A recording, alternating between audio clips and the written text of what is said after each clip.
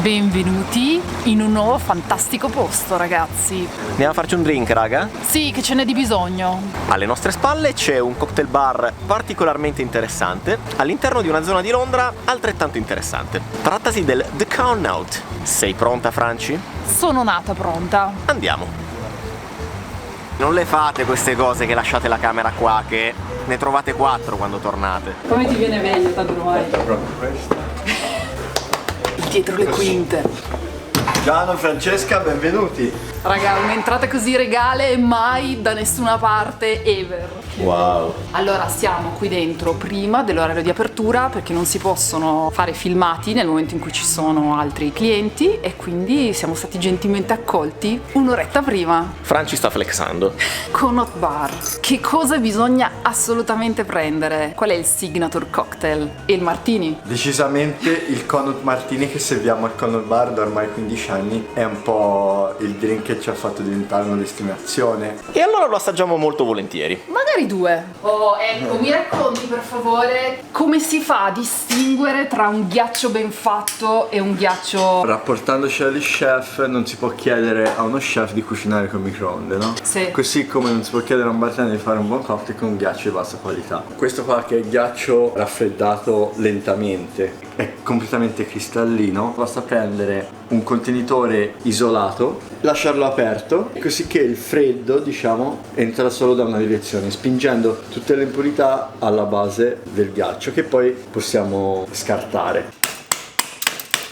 Questo è il momento Edward Mani di Forbice, ragazzi. Però c'erano ancora tutte le dita. Me ne sono tagliate tante volte. Fa parte del mestiere. Il nostro martini si basa sulla ricetta classica. Mescoliamo gin, oggi usiamo il Connaught Bar Gin, lo mescoliamo sul ghiaccio cristallino di cui abbiamo già parlato. Utilizziamo non uno, non due, ma 3 vermouth, un dry, un extra dry e un bianco, per dare complessità e anche avere una buona texture, una buona consistenza al palato. I nostri limoni sono della costiera amalfitana. E certo. Pensavo fossero tipici limoni di Londra. No, sono scozzesi, dico qualche volta. Mi guardano, come limoni scozzesi? E le olive sono di Castelvetrano. Abbiamo una selezione di bitters, perché vogliamo far sì che l'ospite personalizzi il martini con quello che gli piace, odorando i nostri bitter che posizioniamo su questa carta dei flavor. Iniziamo con quello che chiamiamo il bitter del drago, ginseng e bergamotto. Continuiamo con i fiori di lavanda, di menthol, con una nota più erbacea e anche un po' sapida. Il terzo sono i semi di coriandolo. Al naso sa quasi di cacao, mentre al palato è speziato e sa quasi di pompelmo. Questo già mi ispira un sacco. La fava tonka, che dà delle note principalmente di vaniglia,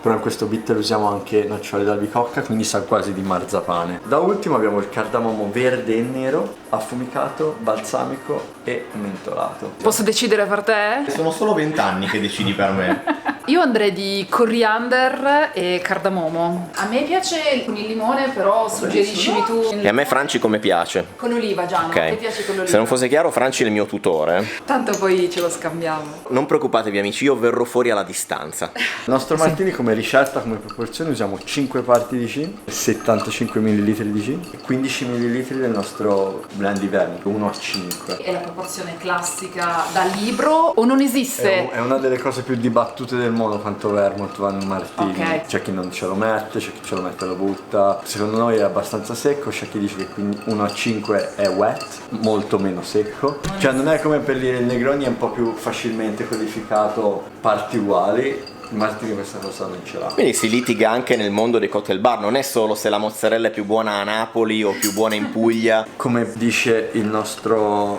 motto e filosofia del bar, è straight up with style and don't forget the smile. Versiamo dall'alto così che sicuramente attraiamo l'attenzione di chi ci guarda, ma anche, come vedete, andiamo un po' a areare il cocktail e a far sì che il bitter si mescoli con il liquido. Giano? Francesca. Cin. Di nuovo benvenuti al Corner Bar. Lo trovo super buono. Il martini è il drink molto dei puristi, quindi meno cose metti meglio è. E anche meno cose metti, più è difficile farlo buono. È un po' come i piatti, cioè una buona aglio e olio. Se fai un errore si nota subito. Decisamente. Immagino che in un martini se fai un errore te lo stanano subito. Ma per fare questo mestiere qua, mi immagino che come per i sommelier del vino ci siano delle scuole, ci siano dei corsi. O basta guardare Cocktail di Tom Cruise. No, quello dà l'ispirazione. No, perché io Cocktail di Tom Cruise l'ho visto un sacco di volte. Quello fa iniziare. Ok. Cioè quello ti dà Quindi l'hai entusiasmo. Certo, certo. Hai scelto saggiamente, Franci, come Indiana Jones e il Tempio Maledetto. Ho scelto saggiamente, amo la buccia di limone e anche i coriander seeds, che ve l'abbiamo detto un sacco di volte, non c'entrano niente con il coriandolo, gli danno un retrogusto molto interessante. Scusate, piccola rettifica, era Indiana Jones e l'ultima crociata. Tanto vi dovevo. Visto che abbiamo decantato il Bloody Mary di Swift, giustamente Giorgio ci ha detto ok, challenge accepted, ti faccio il mio e noi ci rendiamo disponibili all'assaggio. Il Connaught Martini, così come il Bloody Mary, non sono l'ultima innovazione del Connaught Bar. Festeggiano quest'anno 15 anni, come 15 anni del bar. Però io penso che entrambi ancora siano rilevanti e ancora siano exciting, eccitanti, no? Ok. Bloody Mary generalmente è quello che si dice build, quindi fatto direttamente il bicchiere, oppure alcuni lo mescolano, quindi stir. C'è una tecnica che è molto diffusa che si chiama throw, due contenitori, quindi in sostanza uno shaker. In uno abbiamo il liquido e nell'altro abbiamo il ghiaccio. Il primo ingrediente è il nostro succo di pomodoro, 100 ml, succo di limone fresco per bilanciare la dolcezza, acidità sempre del succo di pomodoro. Ma tu sei di quelli che riescono a far roteare le robe mentre prepara? Sì. Attenzione! Oh! No, è l'unica cosa che so fare. Mi avevi gasato, mi aspettavo adesso dei numeri esagerati. Per imparare quel gesto lì, quante volte l'hai provato? Ho spaccato un po' di tutto. Vodka, mettiamo 50 ml di vodka. E con la vodka si chiama Bloody Mary, col gin si chiama Red Snapper, con la tequila si chiama Bloody Maria. Poi cosa facciamo? Ognuno ha la sua ricetta. La nostra ricetta comprende tabasco, mostarda inglese o senape, rafano, salsa di soia, coriandolo, chili, sale maldon. Tutto questo viene frullato per creare il nostro spicy mix. 15 ml. Beh, senape e rafano sono due gusti molto simili. Mi immagino un sapore rafanato senapato abbastanza intenso. La piccantezza è importante. Ok. Ora parliamo di un altro dettaglio che farà la differenza secondo me, che è il bicchiere. Perché mi confermi che il contenitore fa il contenitore. Certo. Noi usiamo una short stem cup, quindi una coppa con lo stelo corto. E il drink lo serviamo senza ghiaccio, per quello ci ho messo un po' di ghiaccio dentro per raffreddare. Non forget the smile. Anche qua mi immagino che avrai lavato diversi pavimenti prima di imparare a farlo perfettamente. No, questa è la prima.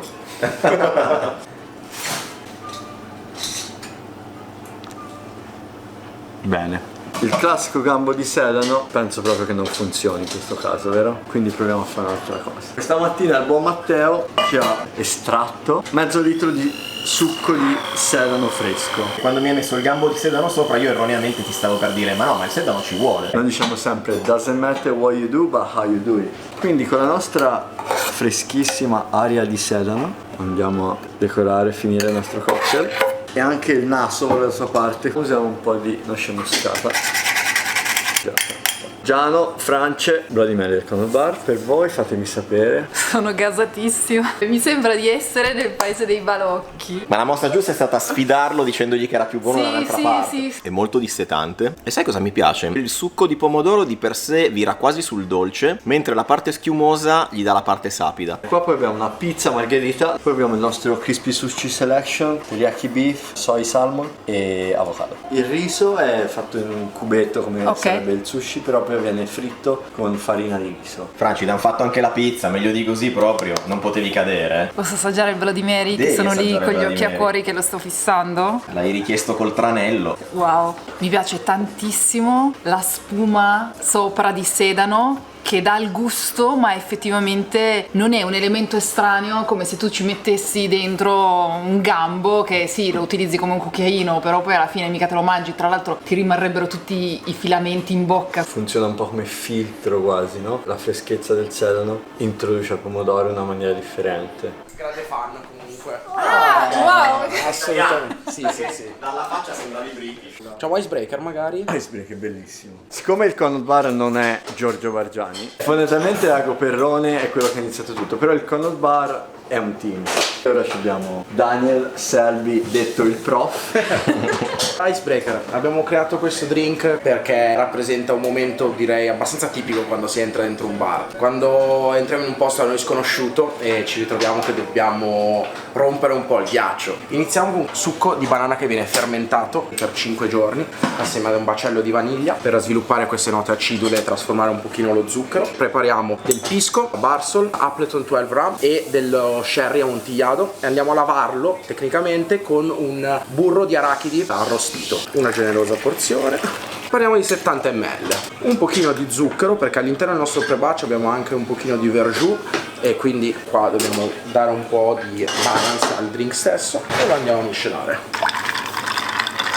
Questo concetto di icebreaker viene rappresentato anche dal glass e dalla garnish, perché noi all'interno abbiamo 2 blocchi di ghiaccio che abbiamo riunito con una foglia di banana. Facciamo in modo che quando il drink sia finito andremo a rompere proprio il ghiaccio. Di nome e di fatto. Esattamente. Provo a fare un po' l'avvocato del diavolo di chi non ci capisce niente di questo mondo, no? Che vede il cubone di ghiaccio gigante e dice: vi stanno fregando, se tu levi quel cubo di ghiaccio rimane tanto così e quindi in realtà è una fregatura. Come possiamo rispondere a questa cosa? Beh, io gli farei bere un drink caldo innanzitutto. Bravo, mi piace un casino. No, allora c'è anche questo discorso che i sapori cambiano a livello della temperatura. Per esempio questo drink, se non è freddo, diventa troppo dolce, perché Ok. comunque più si va ad abbassare la temperatura, più la sensazione del dolce va a scomparire. Certo. E in secondo luogo, ovviamente utilizzare un cubo grande, data la superficie di contatto del liquido con il ghiaccio, aiuta a non andare in questa diluzione troppo estrema. Esatto, perché il cubone più grosso si scioglie meno velocemente di tanti cubetti. Assolutamente Ok, sì. oltre a essere, aggiungo, più bello esteticamente da vedere. Sembra che non sono preparato, ma qualcosa so, Franci. Io sono l'assaggiatrice ufficiale del canale.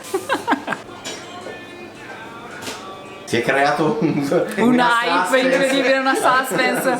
Allora, il retrogusto di banana molto importante, che può anche caratterizzare in modo eccessivo il cocktail, in realtà gli dà una nota generale molto golosa, se posso dire, perché è proprio piacevole da bere. Qual è il cocktail che vi viene chiesto di più? Avete già bevuto? Martini. Quindi ti sei giocato subito il cavallo di battaglia. Facciamo una vabbè. cosa come 20.000 martini l'anno. E dopo un po' non ti stufi? Mai. Mai.